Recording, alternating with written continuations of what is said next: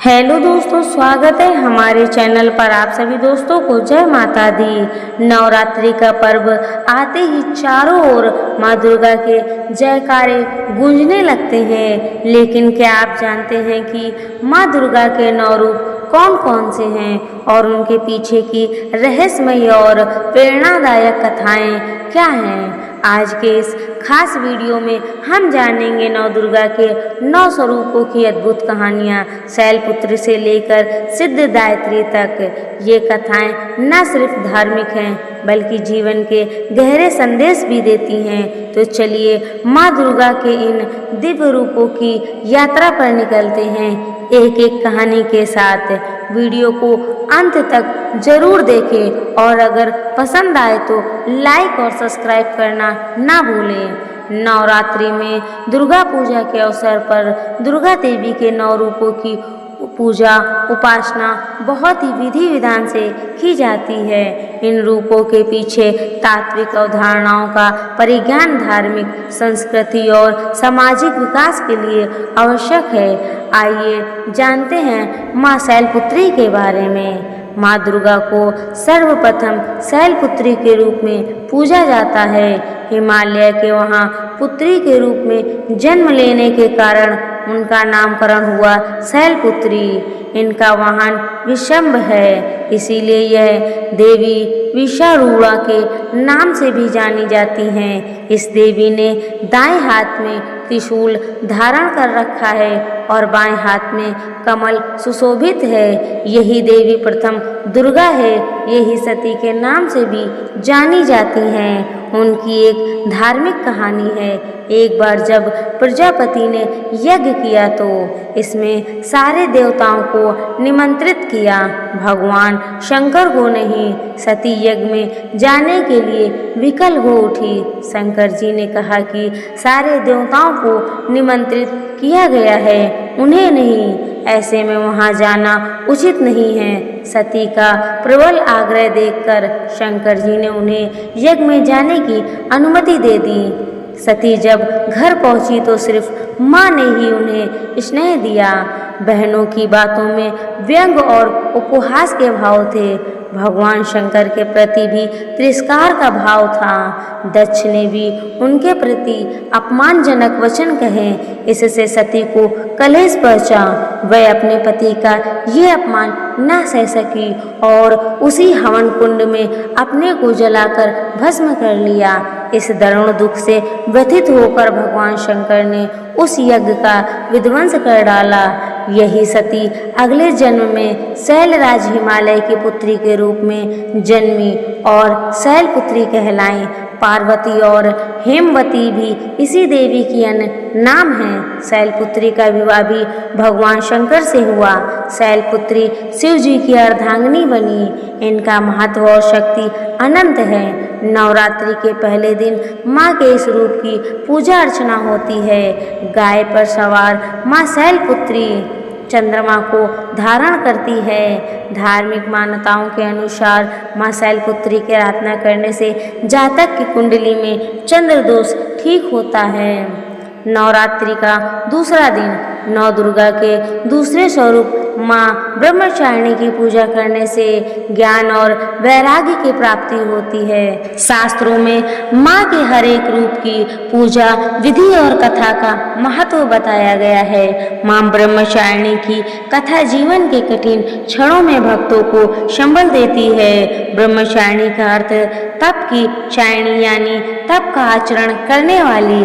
देवी का यह रूप पूर्ण ज्योतिमय और अनंत भव है। माँ के दाएं हाथ में जप की माला और बाएं हाथ में यज्ञ कमंडल धारण किए हैं। माँ ब्रह्मचारिणी की कथा। पूर्व जन्म में इस देवी ने हिमालय के घर पुत्री के रूप में जन्म लिया था और नारद जी के उपदेश से भगवान शंकर को पति रूप में प्राप्त करने के लिए घोर तपस्या की थी। इस कठिन तपस्या के कारण उन्हें तपस्विनी अर्थात ब्रह्मचारिणी नाम से जाना गया। 1000 वर्ष तक इन्होंने केवल फल फूल खाकर बिताए और 100 वर्ष तक केवल जमीन में रहकर शाक पर निर्वाह किया। कुछ दिनों तक कठिन उपवास रखें और खुले आसमान के नीचे वर्षा और धूप के घोर कष्ट सहें। 3000 वर्ष तक टूटे हुए बेलपत्र खाएं और भगवान शंकर की आराधना करती रहीं। इसके बाद तो उन्होंने सूखे बेलपत्र खाना भी छोड़ दिए। कई हजार वर्ष तक निर्जल और निहार रहकर तपस्या करती रहीं। पत्तों को खाना छोड़ देने के कारण ही इनका नाम अर्पणा नाम पड़ गया। कठिन तपस्या के कारण देवी का शरीर एकदम क्षीण हो गया। देवता, ऋषि, सिद्धगण, मुनि सभी ने ब्रह्मचारिणी की तपस्या को अभूतपूर्ण पूर्ण कृत्य बताया, सराहना की और कहा कि हे देवी, आज किसी ने इस तरह की कठोर तपस्या नहीं की। यह आपसे ही संभव है। आपकी मनोकामनाएं परिपूर्ण हैं और भगवान चंद्रमौली शिव जी तुम्हें पति रूप में प्राप्त होंगे। अब तपस्या छोड़कर घर लौट जाओ। जल्द ही आपके पिता आपको लेने आ रहे हैं। लेकिन माँ ने तब तक तप समाप्त नहीं किया जब तक स्वयं शिव जी ने उन्हें साक्षात दर्शन न दिए। उनके आशीर्वाद मिलने के उपरांत ही माँ अपने घर की ओर प्रस्थान की। माँ की कथा का सार ये है कि जीवन के कठिन संघर्षों में भी मन विचलित नहीं होना चाहिए। माँ ब्रह्मचारिणी देवी की कृपा से सर्व सिद्धि प्राप्त होती है। नवरात्रि के दूसरे दिन माँ ब्रह्मचारिणी की पूजा अर्चना होती है। माँ का यह स्वरूप मंगल ग्रह का स्वामी है।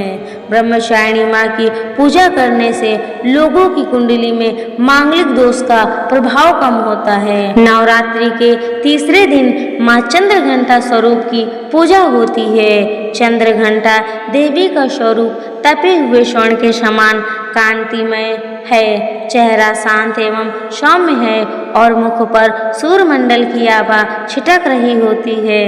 माता के सिर पर अर्ध चंद्रमा मंदिर के घंटे के आकार में सुशोभित हो रहा, जिसके कारण देवी का नाम चंद्रघंटा हो गया। अपने इस रूप से माता देवगण संतों एवं भक्तजन के मन को संतोष एवं प्रसन्न प्रदान करती हैं। माँ चंद्रघंटा अपने प्रियवाहन सिंह पर आरूढ़ होकर अपने 10 हाथों में खड़ग, तलवार, ढाल, गदा, पाश, त्रिशूल, चंद्र, धनुष भरे हुए तरकश लिए मंद मंद मुस्कुरा रही होती हैं। इस देवी की कृपा से साधक को अलौकिक वस्तुओं के दर्शन होते हैं, दिव्य सुगंधियों का अनुभव होता है और कई तरह की ध्वनियाँ सुनाई देने लगती हैं। इस क्षणों में साधक को बहुत सावधान रहना चाहिए। इस देवी की आराधना से साधक में वीरता और निर्भयता के साथ ही सौम्यता और विनम्रता का विकास होता है। इसीलिए हमें चाहिए कि मन, वचन और कर्म के साथ ही काया को विहित विधि विधान के अनुसार परिशुद्ध पवित्र करके चंद्रघंटा के शरणागत होकर उनकी उपासना आराधना करना चाहिए। इससे सारे कष्टों से मुक्त होकर सहज ही परम पद के अधिकार बन सकते हैं। यही देवी कल्याणकारी है। माँ चंद्रघंटा की पूजा करने से जातक के सभी पाप नष्ट हो जाते हैं और जन्म जन्म का डर समाप्त हो जाता है और जातक निर्भय बन जाता है। माता चंद्रघंटा की कथा। देवताओं और असुरों के बीच लंबे समय तक युद्ध चला। असुरों का स्वामी महिषासुर था और देवताओं के इंद्र। महिषासुर ने देवताओं पर विजय प्राप्त कर इंद्र का सिंहासन हासिल कर लिया और स्वर्गलोक पर राज करने लगा। इसे देखकर सभी देवतागण परेशान हो गए और इस समस्या से निकलने का उपाय जानने के लिए त्रिदेव ब्रह्मा, विष्णु और महेश के पास गए। देवताओं ने बताया कि महिषासुर ने इंद्र, चंद्र, सूर्य, वायु और अन्य देवताओं के सभी अधिकार छीन लिए हैं और उन्हें बनाकर स्वयं स्वर्गलोक का राजा बन गया है। देवताओं ने बताया कि महिषासुर के अत्याचार के कारण अब देवता पृथ्वी पर विचरण कर रहे हैं और स्वर्ग में उनके लिए स्थान नहीं है। ये सुनकर ब्रह्मा, विष्णु और भगवान शंकर को अत्यधिक क्रोध आया। क्रोध के कारण तीनों के मुख से ऊर्जा उत्पन्न हुई। देवगणों के शरीर से निकली ऊर्जा भी उस ऊर्जा से जाकर मिल गई। यह 10 दिशाओं में व्याप्त होने लगी। तभी वहाँ एक देवी का अवतरण हुआ। भगवान शंकर ने देवी को त्रिशूल और भगवान विष्णु ने चक्र प्रदान किया। इसी प्रकार अन्य देवी देवताओं ने भी माता के हाथों में अस्त्र शस्त्र सजा दिए। इंद्र ने भी अपना वज्र और ऐरावत हाथी से उतार कर एक घंटा दिया। सूर्य ने अपना तेज और तलवार दिया और सवारी के लिए शेर दिया। देवी अब महिषासुर से युद्ध के लिए पूरी तरह से तैयार थी। उनका विशालकाय रूप देखकर महिषासुर ये समझ गया कि अब उसका काल आ गया है। महिषासुर ने अपनी सेना को देवी पर हमला करने को कहा। अन्य दैत्य और दानवों के दलन भी युद्ध में कूद पड़े।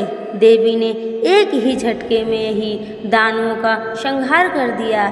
इस युद्ध में महिषासुर तो मारा ही गया, साथ में अन्य बड़े दानवों और राक्षसों का संहार माँ ने कर दिया।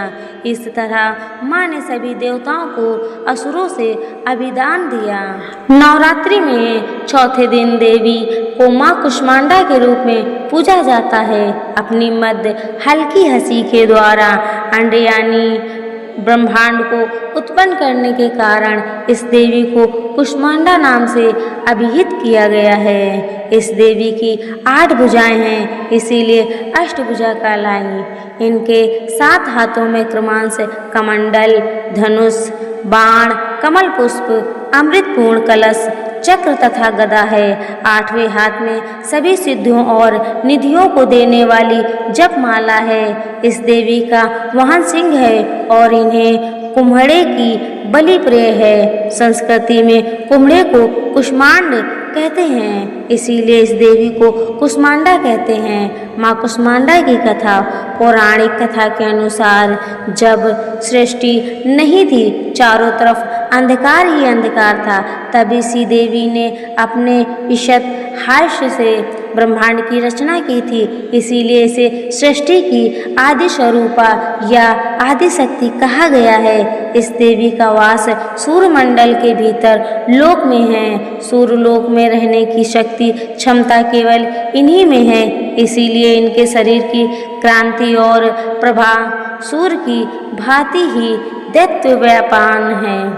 इनके ही तेज से 10 दिशाएं आलोकित हैं। ब्रह्मांड की सभी वस्तुओं और प्राणियों में इन्हीं का तेज व्याप्त है। अचंचल और पवित्र मन से नवरात्रि के चौथे दिन इस देवी की पूजा आराधना करना चाहिए। इससे भक्तों के रोगों और शोकों का नाश होता है तथा इसे आयु, यश, बल और आरोग्य प्राप्त होता है। ये देवी अत्यल सेवा और भक्ति से ही प्रसन्न होकर आशीर्वाद देती है। सच्चे मन से पूजा करने वालों को सुगमता से परम पद प्राप्त होता है। विधि विधान से पूजा करने पर भक्तों को कम समय में ही कृपा का सूक्ष्म भाव अनुभव होने लगता है।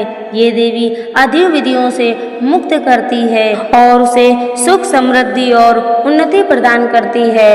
अंततः इस देवी की उपासना में भक्तों को सदैव तत्पर रहना चाहिए। नवरात्रि के चौथे दिन माँ कुष्मांडा की पूजा अर्चना की जाती है। कुष्मांडा माँ सूर्य से संबंधित दोषों को ठीक करती है। जिन जातकों की कुंडली में सूर्य नीच का हो, उन्हें माँ कुष्मांडा की पूजा से लाभ होता है। नवरात्रि के पंचम दिन माँ दुर्गा के स्कंद माता स्वरूप की पूजा की जाती है। स्कंद माता का रूप सौंदर्य अतिथि आभा लिए शुभ्र वर्ण का होता है। वात्सल्य की मूर्ति है। स्कंद माता मान्यता अनुसार संतान प्राप्ति हेतु माँ स्कंद माता की पूजा की जाती है। पहाड़ों पर रहकर सांसारिक जीवों में नव चेतना का निर्माण करने वाली स्कंद माता कहते हैं कि इनकी कृपा से मूढ़ भी ज्ञानी हो जाता है। कुमार कार्तिकेय की रक्षा के लिए जब माता पार्वती क्रोधित होकर आदिशक्ति रूप में प्रकट हुई तो इंद्र भय से कांपने लगे। इंद्र अपने प्राण बचाने के लिए देवी की क्षमा याचना करने लगे। कुमार कार्तिकेय का एक नाम स्कंद भी है, इसीलिए माता को मनाने के लिए इंद्र देवताओं सहित स्कंद माता नाम से देवी की स्तुति करने लगे और उनका इसी रूप में पूजन किया। इस समय से ही देवी अपने 5वें स्वरूप में स्कंद माता रूप में जानी गई और नवरात्र के 5वें दिन इनकी पूजा का विधान तय हो गया। शास्त्रों में इसका काफी महत्व बताया गया है। इनकी उपासना से भक्ति की सारी इच्छाएं पूरी हो जाती हैं, भक्त को मोक्ष मिलता है। सूर्यमंडल की अधिदात्री देवी होने के कारण इनका उपासक अलौकिक तेज और कांतिमय हो जाता है। अतः मन को एकाग्र रखकर और पवित्र रहकर इस देवी की आराधना करने वाले साधक या भक्त को भवसागर पार करने में कठिनाई नहीं आती है। उनकी पूजा से मोक्ष का मार्ग सुलभ होता है। यह देवी विद्वानों और सेवकों को पैदा करने वाली शक्ति है, यानी चेतना का निर्माण करने वाली। कहते हैं कालिदास द्वारा रचित रघुवंशम, महाकाव्य और मेघदूत रचनाएं स्कंद माता की कृपा से ही संभव हुई। नवरात्रि के 5वें दिन स्कंद माता माँ की पूजा अर्चना की जाती है। यह बुध ग्रह की देवी है। जो जातक स्कंद माता की पूजा अर्चना करते हैं उनकी कुंडली में बुध ग्रह की स्थिति मजबूत होती है। इनकी 4 भुजाएं हैं। दाईं तरफ का ऊपर वाला हाथ अभय मुद्रा में है तथा नीचे वाला हाथ वर मुद्रा में। माँ के बाईं तरफ के ऊपर वाले हाथ में तलवार है और नीचे वाले हाथ में कमल का फूल सुशोभित है। इनका वाहन भी सिंह है। इनका स्वरूप अत्यंत भव्य और दिव्य है। यह स्वर्ण के समान चमकीली है। नवरात्रि में छठे दिन माँ कात्यायनी की पूजा की जाती है। इनकी उपासना और आराधना से भक्तों को बड़ी आसानी से अर्थ, धर्म, काम और मोक्ष चारों फलों की प्राप्ति होती है। इसके रोग, शोक, संताप और भय नष्ट हो जाते हैं। जन्मों के समस्त पाप भी नष्ट हो जाते हैं। माँ दुर्गा की 6वीं शक्ति कात्यायनी की उपासना करने से परम पद की प्राप्ति होती है। इनकी 4 भुजाएं हैं। दाईं तरफ का ऊपर वाला हाथ अभय मुद्रा में है तथा नीचे वाला हाथ वर मुद्रा में। माँ के बाईं तरफ के ऊपर वाले हाथ में तलवार है और नीचे वाले हाथ में कमल का फूल सुशोभित है। इनका वाहन भी सिंह है। इनका स्वरूप अत्यंत भव्य और दिव्य है। यह स्वर्ण के समान चमकीली है। माँ कात्यायनी की कथा। इस देवी को नवरात्रि में छठे दिन पूजा जाता है। कात्य गोत्र में विश्व प्रसिद्ध महर्षि कात्यायन ने भगवती जगदम्बा की उपासना की, कठिन तपस्या की। उनकी इच्छा थी कि उन्हें पुत्री प्राप्त हो। माँ भगवती ने उनके घर पुत्री के रूप में जन्म लिया, इसीलिए यह देवी कात्यायनी कहलाई। इनका गुण शोध कार्य है, इसीलिए इस वैज्ञानिक युग में कात्यायनी का महत्व सर्वाधिक हो जाता है। इनकी कृपा से ही सारे कार्य पूरे हो जाते हैं। ये वैद्यनाथ नामक स्थान पर प्रकट होकर पूजी गई। माँ कात्यायनी अमोघ फलदायिनी है। भगवान श्री कृष्ण को पति के रूप में पाने के लिए ब्रज की गोपियों ने इन्हीं की पूजा की थी। ये पूजा कालिंदी यमुना के तट पर की गई थी, इसीलिए ये ब्रज मंडल की अधिदात्री देवी के रूप में प्रतिष्ठित हैं। माँ कात्यायनी शत्रुहंता हैं, इसीलिए इनकी पूजा करने से शत्रु पराजित होते हैं और जीवन सुखमय बनता है। जबकि माँ कात्यायनी की पूजा करने से कुंवारी कन्याओं का विवाह होता है। नवरात्रि के छठे दिन भक्त का मन अनेक चक्र पर केंद्रित होना चाहिए। अगर भक्त खुद को पूरी तरह से माँ कात्यायनी को समर्पित कर दे तो माँ कात्यायनी उसे अपना असीम आशीर्वाद प्रदान करती है। नवरात्रि के छठे दिन माँ कात्यायनी की पूजा की जाती है। माँ कात्यायनी बृहस्पति ग्रह की स्वामिनी मानी गई हैं। माँ कात्यायनी देवी की पूजा करने से बृहस्पति ग्रह से संबंधित दोष समाप्त होते हैं। नवरात्रि के 7वें दिन यानी महासप्तमी को माता कालरात्रि की पूजा की जाती है। जैसा उनका नाम है वैसा ही उनका रूप है। खुले बालों में अमावस की रात से भी काली माँ कालरात्रि की छवि देखकर ही भूत प्रेत भाग जाते हैं। माँ का वर्ण काला है। इस देवी के 3 नेत्र हैं। ये तीनों ही नेत्र ब्रह्मांड के समान गोल हैं। इनकी सांसों से अग्नि निकलती रहती है।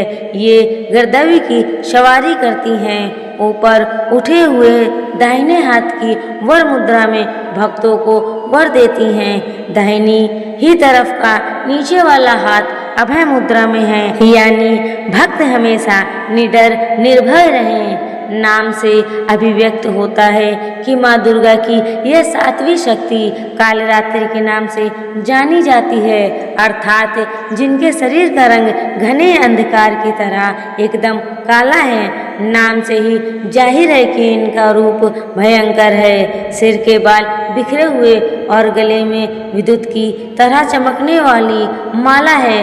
बाईं तरफ की ऊपर वाले हाथ में लोहे का कांटा तथा नीचे वाले हाथ में खड़क है।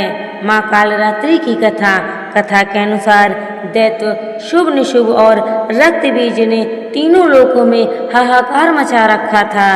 इससे चिंतित होकर सभी देवगण शिव जी के पास गए। शिव जी ने देवी पार्वती से राक्षसों का वध कर अपने भक्तों की रक्षा करने को कहा। शिव जी की बात मानकर पार्वती जी ने दुर्गा का रूप धारण किया और शुभ निशुभ का वध कर दिया। परंतु जैसे ही दुर्गा जी ने रक्त बीज को मारा, उसके शरीर से निकलने रक्त से लाखों रक्त बीज उत्पन्न हो गए। इसे देख दुर्गा जी ने अपने तेज से कालरात्रि को उत्पन्न किया। इसके बाद जब दुर्गा जी ने रक्त बीज को मारा तो उसके शरीर से निकलने वाले रक्त को कालरात्रि ने अपने मुख में भर लिया और सबका गला काटते हुए रक्त बीज का वध कर दिया। इनका रूप भले ही भयंकर हो, लेकिन ये सदैव शुभ फल देने वाली माँ है, इसीलिए ये शुभकारी कहलाई, अर्थात इनसे भक्तों को किसी भी प्रकार से भयभीत या आतंकित होने की कतई आवश्यकता नहीं है। इनके साक्षात्कार से भक्त पुण्य का भागी बनता है। कालरात्रि की उपासना करने से ब्रह्मांड की सारी सिद्धियों के दरवाजे खुलने लगते हैं और तमाम असुरी शक्तियाँ उनके नाम के उच्चारण से ही भयभीत होकर दूर भागने लगती हैं। इसीलिए दानव दैत्य राक्षस और भूत प्रेत उनके स्मरण से ही भाग जाते हैं। अंधकारमय स्थितियों का विनाश करने वाली शक्ति है कालरात्रि। काल से भी रक्षा करने वाली यह शक्ति है। ये ग्रह बाधाओं को भी दूर करती है और अग्नि, जल, जंतु, शत्रु और रात्रि भय दूर हो जाते हैं। इनकी कृपा से भक्त हर तरह के भय से मुक्त हो जाता है। नवरात्रि के 7वें दिन माँ कालरात्रि की पूजा अर्चना की जाती है। माँ कालरात्रि की पूजा करने से शनि दोष समाप्त होता है। नवरात्रि में 8वें दिन महागौरी शक्ति की पूजा की जाती है। नाम से प्रकट है कि इनका रूप पूर्णतः गौर वर्ण है। इनकी उपमा शंख, चंद्र और कुंद के फूल से दी गई है। अमोघ फलदायिनी है महागौरी। अष्टवर्षा भावेद गौरी यानी इनकी आयु 8 साल की मानी गई है। इनके सभी आभूषण और वस्त्र सफेद है, इसीलिए इन्हें श्वेतांबर धरा कहा गया है। 4 भुजाएं हैं और वाहन वृषभ है, इसीलिए वृषारूढ़ा भी कहा गया है। इनको इनके ऊपर वाला दाहिना हाथ अभय मुद्रा में तथा नीचे वाला हाथ त्रिशूल धारण किया हुआ है। ऊपर वाले बाएं हाथ में डमरू धारण कर रखा है और नीचे वाले हाथ में वर मुद्रा है। महागौरी की गाथा। इनकी पूरी मुद्रा बहुत शांत है। पति रूप में शिव को प्राप्त करने के लिए महागौरी ने कठोर तपस्या की थी। इसी वजह से इनका शरीर काला पड़ गया, लेकिन तपस्या से प्रसन्न होकर भगवान शिव ने इनके शरीर को गंगा के पवित्र जल से धोकर कांतिमय बना दिया।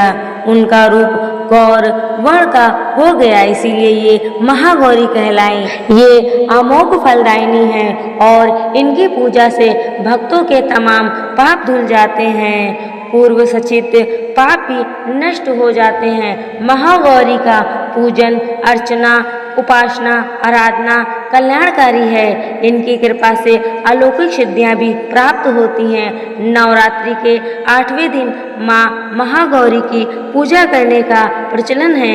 माँ महागौरी राहु की स्वामिनी मानी जाती हैं। जो जातक नवरात्रि के 8वें दिन माँ महागौरी की पूजा अर्चना करते हैं, उनकी जन्म पत्रिका राहु दोष समाप्त हो जाता है। माँ दुर्गा जी के 9वें शक्ति का नाम सिद्धिदात्री है। ये सभी प्रकार की सिद्धियों को देने वाली है। नवरात्रि पूजन के 9वें दिन इनकी उपासना की जाती है। इस दिन शास्त्रीय विधि विधान और पूर्ण निष्ठा के साथ साधना करने वाले साधक को सभी सिद्धियों की प्राप्ति हो जाती है। सृष्टि में कुछ भी उसके लिए अगम्य नहीं रह जाता है। ब्रह्मांड पर पूर्ण विजय प्राप्त करने की समर्थ उसमें आ जाती है। 9 दुर्गाओं में माँ सिद्धिदात्री अंतिम है। माँ सिद्धिदात्री 4 भुजाओं वाली है। इनका वाहन सिंह है। ये कमल पुष्प पर भी आसीन होती हैं। इनकी दाहिनी तरफ के नीचे वाले हाथ में कमल पुष्प है। माँ सिद्धिदात्री भक्तों और साधकों को ये सभी सिद्धियाँ प्रदान करने में समर्थ हैं। देवी पुराण के अनुसार भगवान शिव ने इनकी कृपा से ही इन सिद्धियों को प्राप्त किया था। इनकी अनुकंपा से ही भगवान शिव का आधा शरीर देवी का हुआ था। इसी कारण वे लोक में अर्धनारेश्वर नाम से प्रसिद्ध हुए। प्रत्येक मनुष्य का ये कर्तव्य है कि वह माँ सिद्धिदात्री की कृपा प्राप्त करने का निरंतर प्रयत्न करे, उनकी आराधना की ओर आकर्षक हो। उनकी कृपा से अनंत दुख रूप संसार से भावहीन रहकर सारे सुखों का भोग करता हुआ वह मोक्ष को प्राप्त कर सकता है। सिद्धिदात्री माँ की कृपा पात्र भक्त के भीतर कोई ऐसी कामना शेष बचती ही नहीं है जिसे वह पूर्ण करना चाहे। वह सभी सांसारिक इच्छाओं आवश्यकताओं और अभिलाषा से ऊपर उठकर मानसिक रूप से माँ भगवती के दिव्य लोकों में विचरण करता हुआ उनके कृपा रस पीयूष का निरंतर पान करता हुआ विषय भोग शून्य हो जाता है। माँ भगवती की समीपता ही उसका सर्वस्व हो जाता है। इस परम पद को पाने के बाद उसे अन्य किसी भी वस्तु की आवश्यकता नहीं रह जाती। माँ के चरणों का यह समीपता प्राप्त करने के लिए हमें निरंतर नियमनिष्ठ रहकर उनकी उपासना करनी चाहिए। माँ भगवती का स्मरण ध्यान पूजन हमें इस संसार की असारता का बोध कराते हुए वास्तविक परम शांतिदायक अमृत पद की ओर ले जाने वाला है। आज के युग में इतना कठिन तप जो कोई भी करता है वह माँ की कृपा का पात्र बनता ही है। अन्य पाठ दुर्गाओं की पूजा उपासना शास्त्रीय विधि विधान के अनुसार करते हुए भक्त दुर्गा पूजा के 9वें दिन इनकी उपासना में प्रवृत्त होते हैं। इस सिद्धिदात्री माँ की उपासना पूर्ण कर लेने के बाद भक्तों और साधकों की लौकिक परलौकिक सभी प्रकार की कामनाओं की पूरी हो जाती है। नवमी के दिन माँ सिद्धिदात्री की पूजा की जाती है। देवी के इस स्वरूप को केतु ग्रह की स्वामिनी माना गया है। जो जातक नवमी के दिन माँ सिद्धिदात्री की पूजा अर्चना करते हैं उनके जीवन से केतु का दोष हट जाता है। तो ये थी माँ दुर्गा के 9 दिव्य रूप और उनकी अद्भुत कथाएं। इनमें से हमें शक्ति धैर्य भक्ति और आत्मबल की प्रेरणा मिलती है। अगर आपको यह वीडियो अच्छा लगा हो तो वीडियो को लाइक करें, शेयर करें और सब्सक्राइब जरूर कर लें। तो दोस्तों मिलते हैं ऐसे नेक्स्ट वीडियो में। तब तक के लिए आप सभी दोस्तों को जय माता दी।